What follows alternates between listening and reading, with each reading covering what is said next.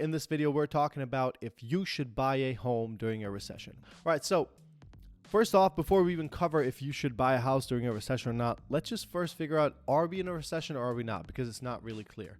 If you look at most historical metrics that were used, we are in a recession. This is what it means to be in a recession. So based on that, we are in a recession right now, but it has not been officially announced yet.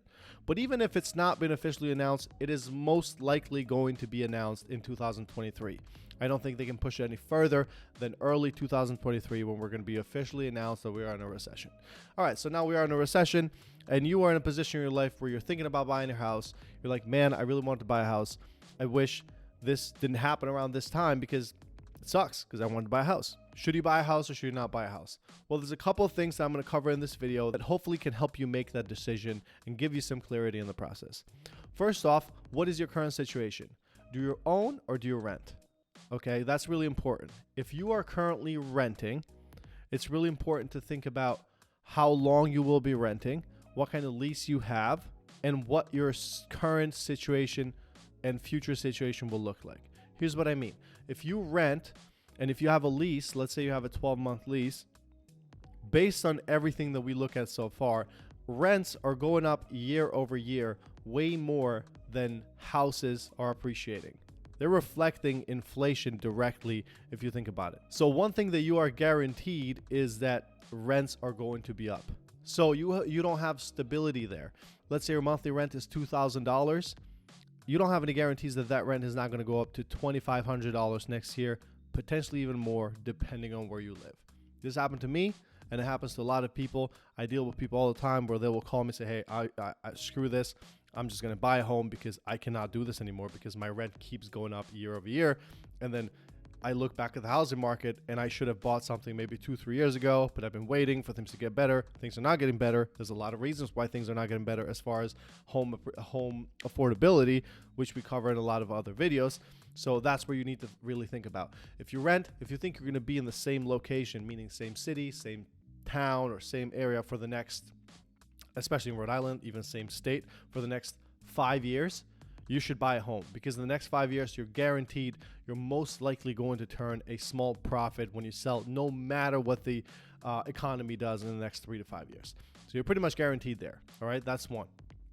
You should buy a home if you think you're going to be in the same location in the next 3 to 5 years versus renting. And obviously, if you're in a position to do so, okay, there's a lot of other factors when buying a home, so you should think about those other factors as well. The other thing is if you own a home currently, and if you're thinking about upgrading, how important is that for you? So let's say you currently own a home and you bought a home 4 years ago, 5 years ago, and it's a 3-bedroom, 1.5 bathrooms, 1,400 square feet, right? You paid $350,000 for it. Maybe now it's worth $400,000.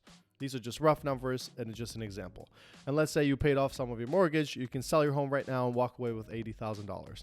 And let's say your monthly payment is $2,000 a month. Now you have to think of, if you are thinking about selling that home, what are the main reasons to sell? Here's one reason why you should not do it. You should not sell your home if the reason why you're doing it is because you're looking to turn a profit and then get another deal in the market. You're not going to have a deal in the market, like a deal, to find a deal. But the reason why you would have to do it is if the house is becoming too small for you, right? Let's say you have children, you have 2 or 3 kids now, and that house is becoming too small. This is a legit reason why you should do it because that's a problem. I mean, it's a good problem, but it's a problem that you will not fix. Time will not fix that, and you're going to have to do something sooner rather than later. And still, this is a better time to buy now than it's going to be 5 months from now or a year from now. So that's reason number one. Reason number two, school systems. If you need a better school system, then you're going to have to upgrade your home and get a little bit of a more of an expensive home in certain towns. Let's say, for example, in Rhode Island, like maybe, Barrington, Lincoln, Cumberland, East Greenwich, like these towns that have better school ratings, you might want to go there. So that's another legit reason why you should consider upgrading your home. It's a lifestyle choice, right? This is a lifestyle choice. It's not all about the investment and all about the numbers. You still have to see if you can make sense of the numbers to upgrade, but you will most likely be in a position where you can upgrade your home right now and be in a good or really good position in the next 3 to 5 years or even 10 years if you purchase a new property, because again, on average, homes only appreciate. I know it sounds crazy if you say it, but it's just true. That's what the data indicates. All right, and another reason, and this is a final reason, is that owning real estate is a great hedge against inflation. Probably one of the most talked about terms out there right now. Everybody's talking about inflation. That's why interest rates are so high, because we're trying to combat inflation. Gas is expensive. Groceries are expensive because we have inflation. A really good hedge against inflation is real estate.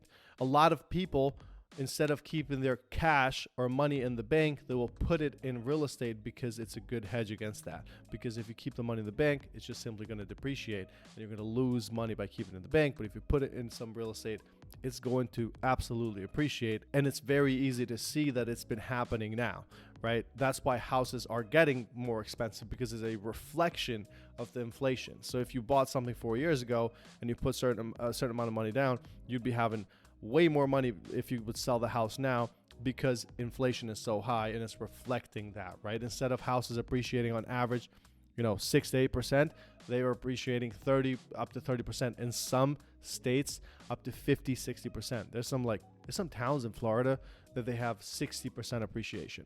So that's something really important to keep in mind as well. All right, so here you have it. These are a couple of reasons why you should consider buying a home during a recession. Are we in one? Are we not? We'll find out. Again, I'll remind you of the definition. You decide for yourself. But yeah, if you have any questions, let me know. Subscribe to our channel. If you're looking to move here, looking to buy or sell, that is how I earn a living. That is how I pay Mason behind the cameras. We do these videos to provide value to the marketplace. But if you have any questions, if you're looking to buy or sell real estate, do not hesitate to reach out. I'm always available, and I'll see you in the next video.